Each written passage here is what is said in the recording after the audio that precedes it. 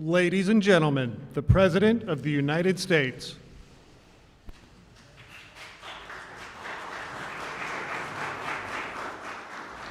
Thank you. Well, thank you very much. Please. Very nice. Thank you. Big day. It's my pleasure to welcome you all to the beautiful, great White House and to host this magnificent showcase of America's incredible small businesses. I just got to witness some beautiful product. Today we received outstanding news from all over our country, really. The United States economy has added almost 5 million new jobs in the month of June. That's shattering all expectations and shattering all records, historic records. History of our country, we've never added anywhere near that. And last month, we also broke the record, but now we shattered it, much higher than even last month. This is the largest monthly jobs gain in history. We added 2.1 million leisure and hospitality jobs, 740,000 retail jobs, 568,000 education jobs and healthcare jobs, 357,000 service jobs, and very importantly to me, because you know what's happening with manufacturing, we're bringing it back because we've made incredible trade deals. So manufacturing jobs are coming back, and we added 356,000 manufacturing jobs. Incredible numbers, all records. African-American workers made historic gains, the likes of which we've never had before. With 404,000 new jobs in June, that's a record. And that's the highest number ever. We had 700,000 new jobs over the last 2 months for African-American workers. That's the highest ever, and both months are the highest. We shattered last month's record. That was a record, and we shattered it. Hispanic employment is up by 1.5 million jobs. Great businessmen and women, and they're up 1.5, think of it, million jobs. Hispanic. 80% of small businesses are now open. New business applications have doubled since late March. America's economy is coming back much stronger than ever anticipated by most people, almost all people, because these numbers were, even the most optimistic people, these numbers are being doubled and tripled over what they thought would be possible. We're grateful to be joined today by Secretary of Commerce Wilbur Ross. Thank you very much, Wilbur. Thank you very much. You're doing a great job. Every company here today embodies true American excellence. Your stunning craftsmanship, I just witnessed some of it. It's incredible.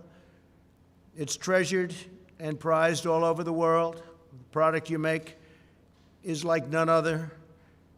And your spirit for America and the greatness of our country is unrivaled. With us are workers who make decorative American flags from Virginia, fly fishing reels from Florida, grills from Illinois, pies from North Carolina look very good to me, coffee from Oklahoma, ice cream from Maryland, and sunscreen and baseball bats from Texas. With unmatched skill and devotion, you make the goods and build the products that proudly bear the wonderful phrase, made in the USA. You're seeing that more and more, made in the USA. We're bringing our jobs back because of trade deals. We have great trade deals, and jobs are coming back. And we have a lot of great trade deals right now under negotiation. We got to get them done as quickly as possible. The small businesses represented in this room continue a great and noble American heritage. You're entrepreneurs, artisans, creators, craftsmen who forged your own path, made your own products, and provide good-paying jobs for our citizens. Incredible jobs, incredible people, and they truly are artisans. And you're doing it all with American hands, American heart, and American pride. Several of these companies are entirely veteran-owned and operated. Especially as we approach Independence Day, I want to thank the courageous men and women who've served their country in uniform. We vow to honor your sacrifice by forever defending the rights, freedoms, and principles you risk your entire life to defend. Following the arrival of the plague from China, that's what it is. It's a plague, and it should have never happened. China should have never let that happen. But China did allow it to happen. We had just signed a brand new trade deal, and the ink wasn't even dry when this came over. But we raced into action to save our nation's small businesses. We passed over $3 trillion in historic relief measures. $3 trillion, think of that. Including over $670 billion for the Paycheck Protection Program, a tremendous success, as you can see by the numbers, to keep small business workers on the payroll. I signed a bill providing federally funded paid sick leave and paid family leave for American workers, things that have never been done. We're allowing businesses to defer paying their income tax, and we expanded tax refunds very substantially. Thanks to our efforts and the incredible resilience of our nation's small businesses, and I really think we can add the foundation that we built. We built the greatest economy ever built, and that foundation was so strong that instead of coming weakly back or going in the other direction, because this is coming back and we haven't totally succeeded yet, we will soon, but we haven't killed all of the virus yet. And yet you look at these numbers, and that's based on a very strong foundation that we built, a foundation like no other, a foundation that, had we not been attacked by this virus, this horrible virus, we were doing things and had things planned that nobody else had ever even thought of. Paying off debt, building numbers, the likes of which nobody's seen.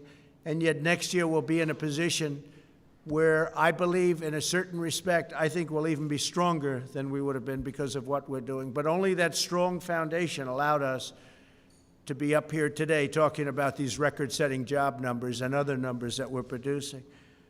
Because America's economy is now roaring back to life like nobody's ever seen before. Nobody's ever seen numbers like this.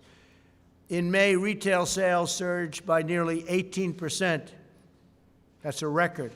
We recently saw the best 50-day increase in the history of the stock market. So we had 50 days, go back a couple of weeks, we had 50 days, the likes of which we've never had in the history of the stock market, which to me means jobs. And it's lifting up 401ks and retirement savings for American workers. We're doing numbers like nobody's ever seen before. Take a look at 401ks. In a pandemic, we're almost even with where we were before the pandemic started, and nobody would have said that was possible, nobody at all. We built the greatest economy in the history of the world, and we are now doing it again. And I think we'll do even better the second time than we did the first time, unless somebody comes along and says, let's raise taxes on everybody. And they're raising taxes not only on corporations, they'll just go to another country and they'll do just fine. But they're raising taxes on people and middle-income people, and they're losing jobs. So you can't allow that to happen. That will be, all of this incredible job that we've done will go down like that. It will be a terrible, terrible sight. It might even be a 1929 situation, so you have a chance to have the greatest numbers in history. You're almost there. We're almost back to where we were from the standpoint of the stock market. Think of that. But you'll have a crash like you've never seen before. You put the wrong person in office, you'll see things that you would not have believed are possible.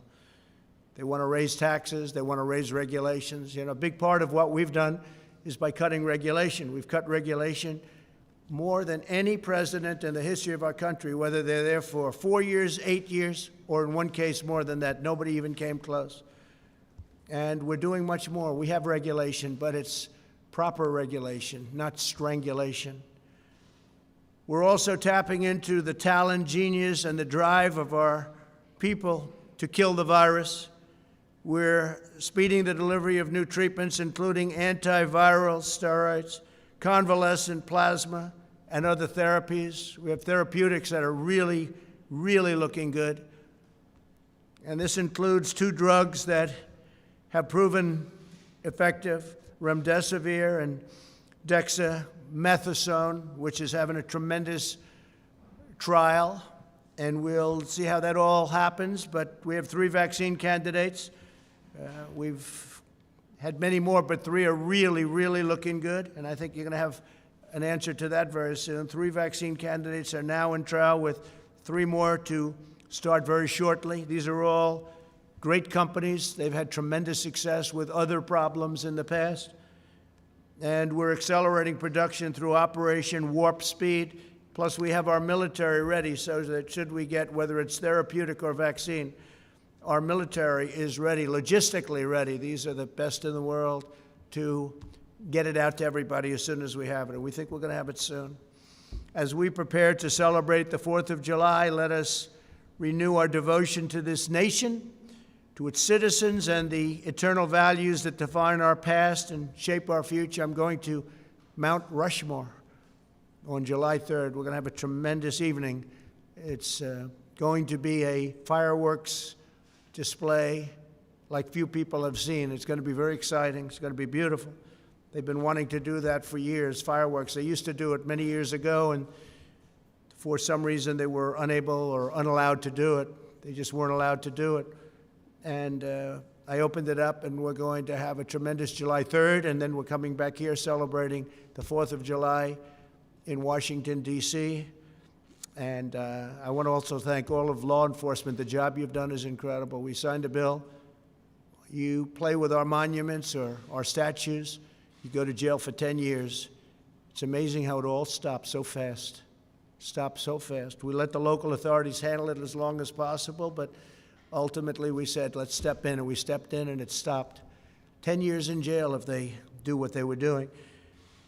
So we're very proud of law enforcement. We want to thank law enforcement. Really great job. Our military has been incredible. Our National Guard has been just incredible all over. I'm glad to see in Seattle they took care of the problem, because as they know we were going in to take, we were ready to go in, and they knew that too. And they went in and they did what they had to do. We're a nation committed to equal and abundant opportunity for citizens of every race, color, religion, and creed. The American dream is the sacred birthright of every American child. And that's what we have, is we have the American dream. And nobody's going to shatter the American dream, not the anarchists, not the agitators, not the fools, not the looters. They're not going to have any impact on the national dream like no other. That's why we're here today, to ensure that every citizen can achieve their dream, achieve their destiny, and realize their full and extraordinary potential. That is how we will renew, rebuild, and restore America. We've done an incredible job in a 3.5-year period, a job like nobody thought would be possible to be done. And we're doing it again, and we're doing it, I believe, bigger and better and stronger than ever before. You're going to see that next year. And unless it's tampered with, we're going to have a year next year like no other. It'll be a phenomenal year, successful year. And we'll have our best job numbers ever next year. We'll come back stronger and more prosperous than ever before. And next year will be, I think it'll be one of the, from an economic standpoint, the greatest or one of the greatest economic years we've ever had. So I just want to thank everybody for being here. I want to thank all of these incredible artisans and business people for showcasing your amazing products. And I just want to leave you by saying very important words. God bless America. Thank you all very much. Thank you. Thank you very much. Thank you.